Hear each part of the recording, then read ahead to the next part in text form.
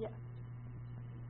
So I was excited to give this talk anyways, but I think especially in light of the political climate and the recent changes in our political climate in the United States in particular, I think there's definitely been increased conversation around women's rights, women's bodily autonomy, and then also just something so important that I think is often also not discussed is our ability to practice good medicine, evidence-based medicine that values the care and the life of the patient without interference from politicians, from government.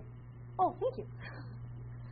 And I think that is definitely something to keep in mind in regard to this topic in particular, given that infertility care, gynecologic care in general, has definitely been a very hot topic, both politically and socially of late. So the goals of the talk are to define infertility, identify the common etiologies of infertility, and then provide a general understanding of what does the workup entail and the treatment modalities that are available to patients. Because I think, again, most everyone in this room will have heard of IVF, which is a valuable treatment for infertility, but I'm guessing there's a bunch of the other treatments that you haven't heard about. So my hope today is that I can provide some information on some of those things. So I have no financial disclosures, but I too, the Munira Med School Fund is still open if anyone has any donations. So this is me, like those who have been said. These are my areas of interest. I'm a mom of two. My kids are, I had 2 kids in residency, so if there's any students or residents who want to talk about becoming a mom in training, let me know. I did it. And my husband is an excellent chef, and he's my favorite dish of his is Chinese hot pot. So my talk is called Breaking the... Did I go backwards? Oh, I went backwards. I'm sorry. So Breaking the Silence, Infertility in the Daddy-Bora Patient. First comes love, then comes marriage, then comes the auntie in the masjid asking where, oh where, is the baby carriage. So, some cultural barriers to care that I touched on. Yes. Oh, I'm going backwards. Sorry. Why is it just moving? Oh. Okay, great. So why should we care? Every single one of you in this room knows someone who has experienced infertility. Whether you know that you know that person is a different topic. What you do. Infertility affects 12 to 15%. Can we go to that? Yes. I think if you advance, they'll open. No? Okay. Well, infertility affects 10 to 15% of people around the world, 12 to 15% of South Asian people in particular, so our numbers are actually slightly higher than the global average.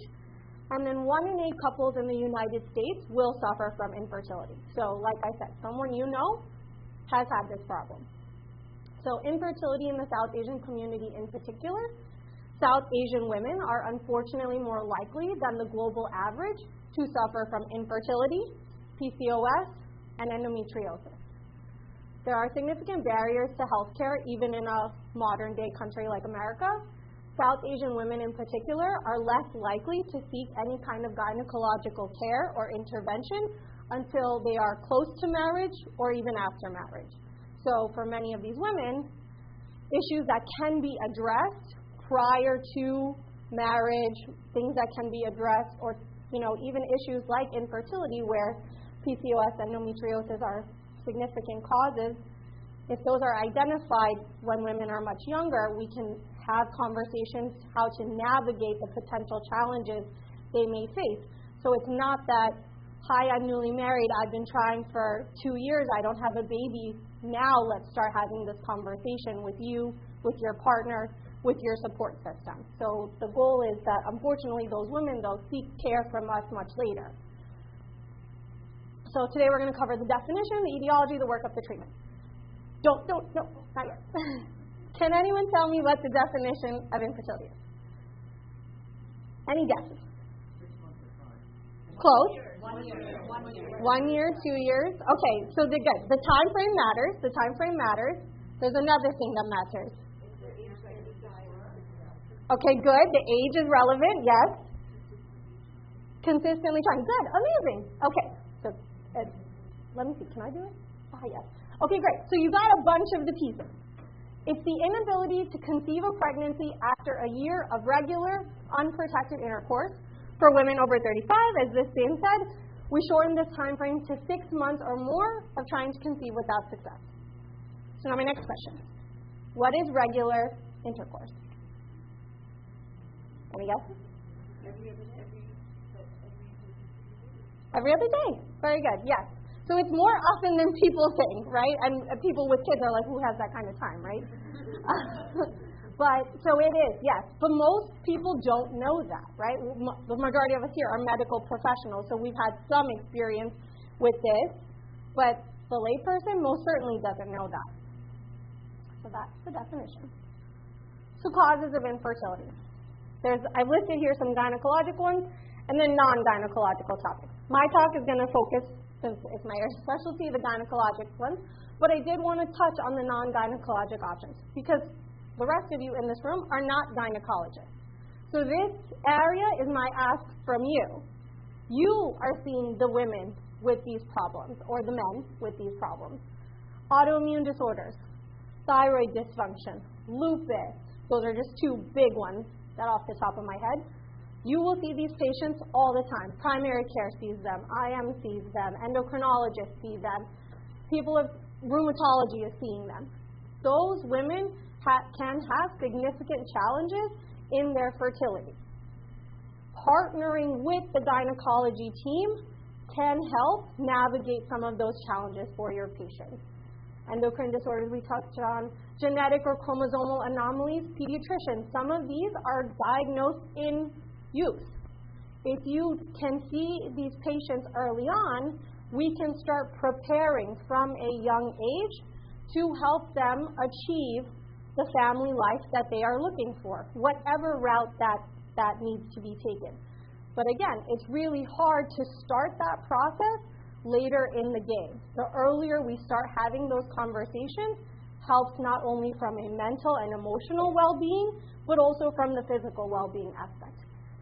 Everyone is seeing obesity on the rise, a very common cause of non-gynecologic infertility. So this is another area where obesity medicine has blossomed clearly in the past few years.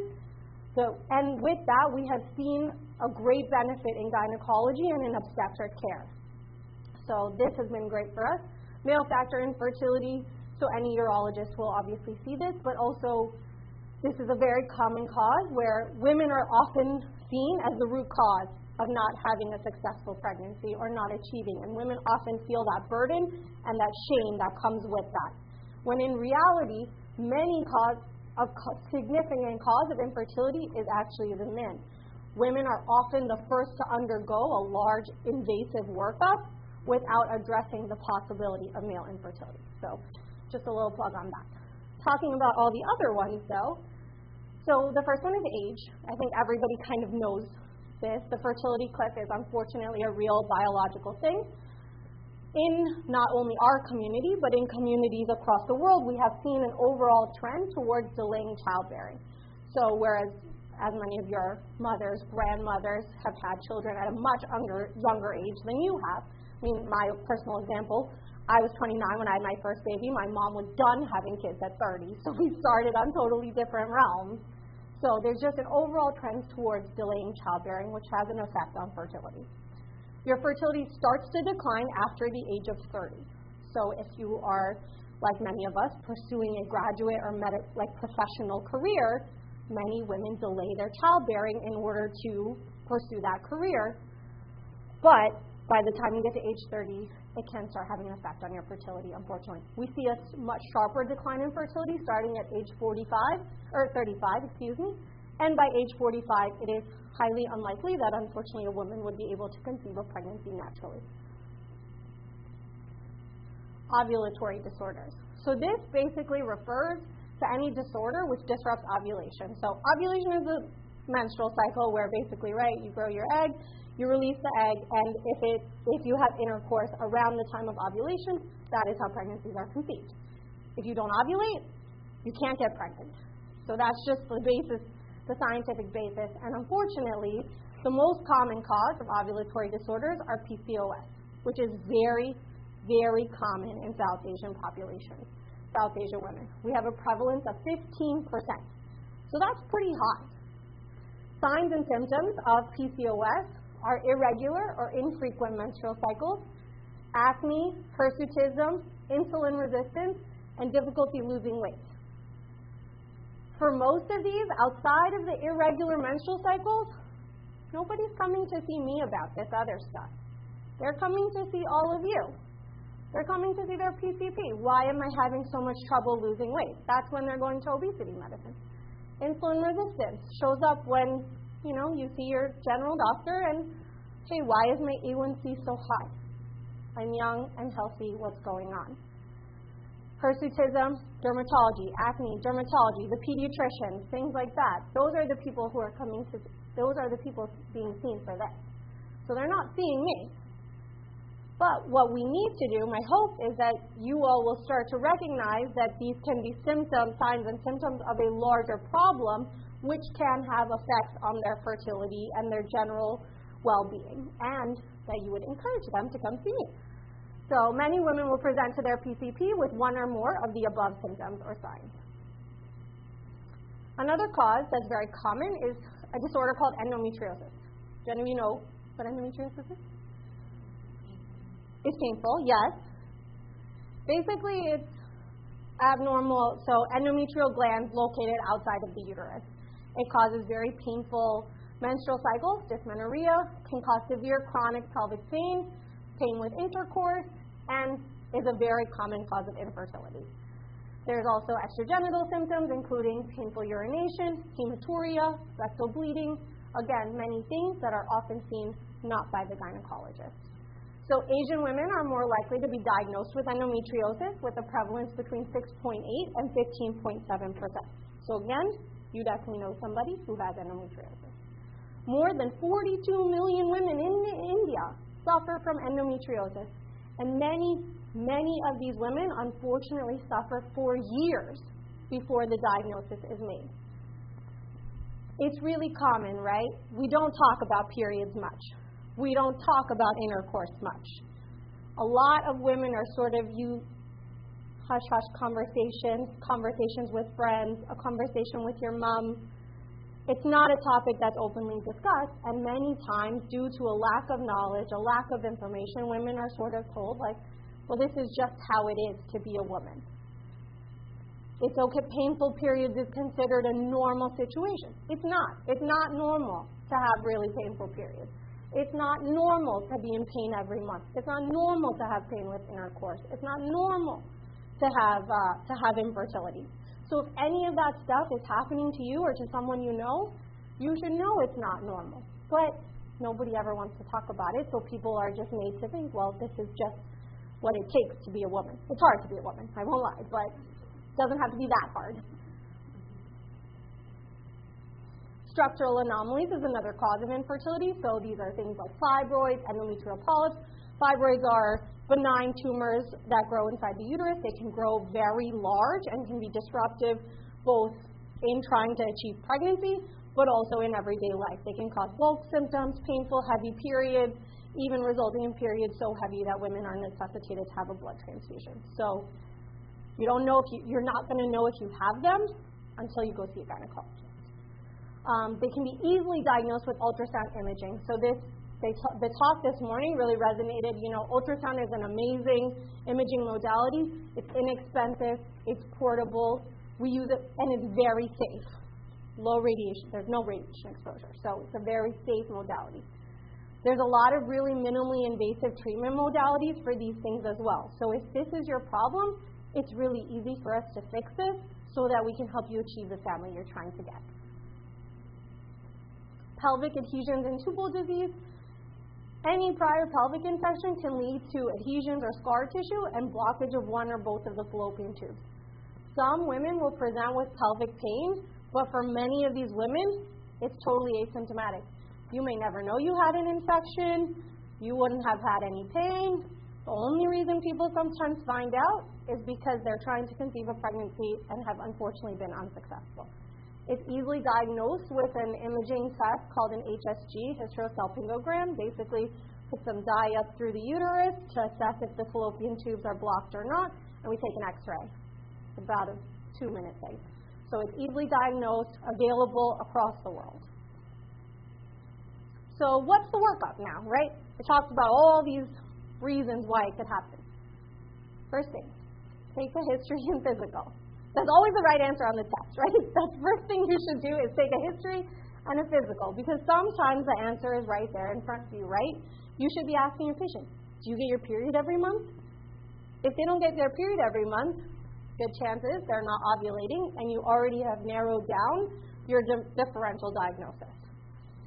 Do a physical exam.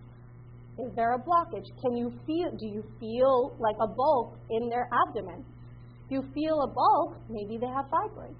Maybe that's what's going on. And again, you've narrowed the differential and the possible invasive testing we would need to put the woman through. Labs and imaging. So this includes everything from generally things that I would ask a non-gynecologist to do. A TSH, you can do a prolactin, you can do a CBC, a CMP. Those are just some basic everyday tests that you can get.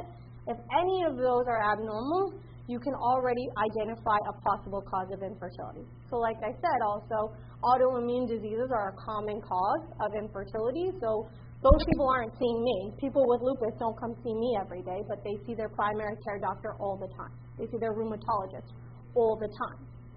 So those people are the people we need to partner with. Imaging, we use everything. Ultrasound is definitely our bread and butter. It's easy, it's convenient. Every gynecologist has an ultrasound in their office, and we're all very good at using them.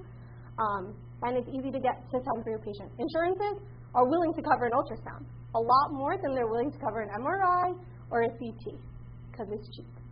So that's another advantage. So if your patient has concerns, something you can do is send them for a basic ultrasound. A pelvic ultrasound you can send them for, and that already helps me because I already have a bunch of information that we can pursue further workup for.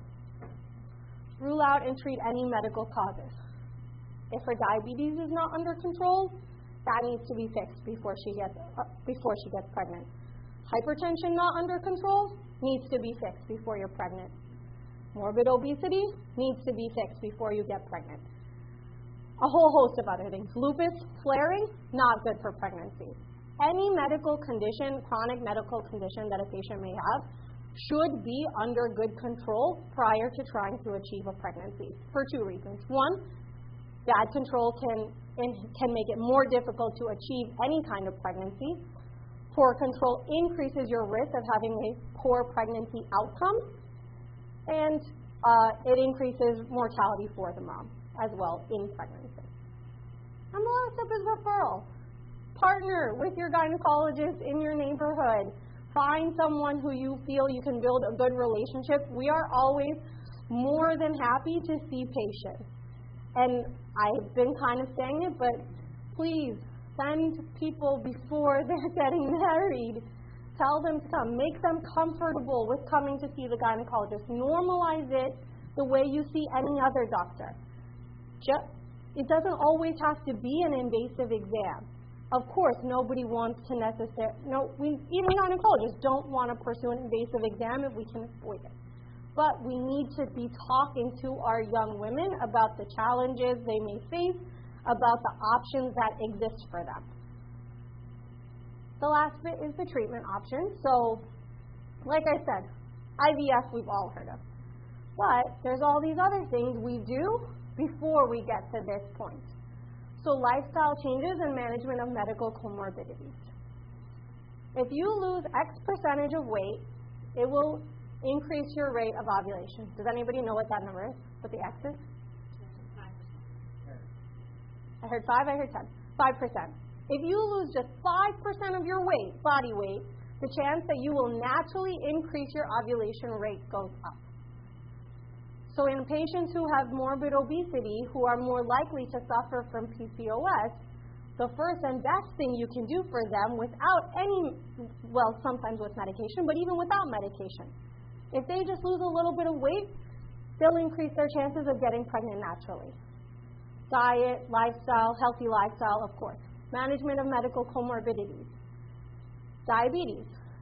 If you are a patient who suffers from diabetes, if your A1C is more than 8 to 10, the chance of you having a baby with a congenital defect is astronomically high. So not only is it more difficult for you to achieve pregnancy in the first place, it is significantly more difficult to achieve a pregnancy that will produce a healthy child. So all of those things need to be managed and under control to help improve patients' fertility.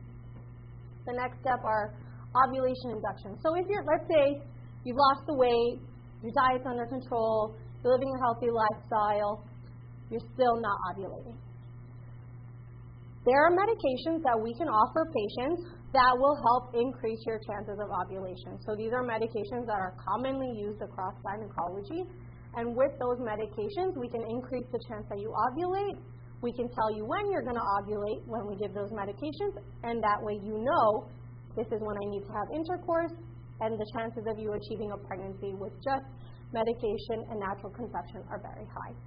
Hysteroscopic or laparoscopic intervention. So I touched on some of those structural anomalies that exist, fibroids, polyps, things like blocked tubes. Hysteroscopy and laparoscopy are both minimally invasive surgical procedures. They can be done the same day in an office or in an ambulatory surgery center. So these are options where women can find very real increase in fertility from a pretty minor procedure. For endometriosis, laparoscopy after endometriosis, or laparoscopy for endometriosis doubles your fertility chances. After you have an HSG in the workup, your fertility nearly doubles for the first 6 months afterwards. So a lot of the things we do are very therapeutic and minimally invasive.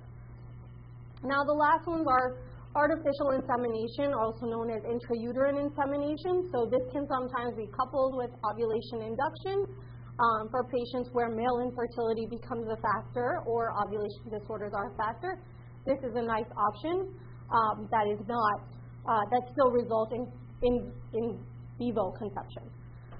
In vitro fertilization is of course done, and it's where the egg and the sperm are outside. And then gamete intrafallopian transfer. So this is one that's often not known about, but was actually developed in response to religiously motivated patients who needed help achieving pregnancy, but still strongly believes that pregnancy should occur in vivo. So actually in this one what happens is the sperm and the egg are placed within the fallopian tube, and the hope is that they meet in vivo. It's done quite rarely. Now, the access and success of IVF is so common that GIFT has become much more rare of an option given to people, but it does exist, and for patients who are very motivated, who can afford this option, this is another option that does exist. And I think it goes without saying that if you or your patient encounters infertility and is interested in pursuing any of these options, it's always best to seek, guidance and raza from Akamullah on which treatment modalities are best for that individual to pursue. So the key takeaways I just want you to know: infertility can disproportionately affect South Asian women. They are less likely to seek timely care. Early identification and referral to OBGYN can result in success for your patient. And the one thing that you can do, starting tomorrow when you go home, all I want you to ask your female patients between the ages of 15 to 40 is, do you get your period every month? If the answer is yes, great. We're already off to a good start for her. If the answer is no, you don't need to even do anything. You can do whatever testing you want. You can call me anytime. I'm happy to advise. But at the very least, if her answer is no, send her to the gynecologist, because we can help. Those are just my sources. Thanks. That's my info. There's not a lot of Delhi-born gynecologists. I think I'm the only one on the East Coast. There's a couple in Chicago. There's one in Dallas. But please take my information. People call me and message me all the time with questions, and I'm happy to answer anything I can. Thank you so much, Munira. I think your phone is going to be going off the hook. Especially Islam ke apne Maulani Hazrat Madi ghani baar je arazo aave che patients see about 30% of the times it's on infertility. So I think thank you very much for giving us that overview and talking about a subject that we don't talk about much. I think it's time that we do so, and really thank you very much. One question, Fatima? In a population that's having babies later and later, at what point do you think the insurance landscape will be more open to covering procedures like IVF? So insurance actually covers a lot of IVF now. I think you would be surprised. Insurance covers a lot of IVF. Insurance covers a lot of egg freezing. So egg freezing is obviously, if you're able and confident, comfortable using IVF, it's a really good option. But egg freezing is a good insurance policy for any woman who's considering delaying childbearing, because just like we plan for other aspects of life, you never know what you're going to need until you kind of get to that point. So if there's a possibility that you're thinking you're going to delay childbearing because you're pursuing something else, a lot of insurances now cover egg freezing as well. So it's definitely something to look into. A lot of jobs will also cover it because it's actually cheaper to do that than cover all costly other workup. One last question while we set up.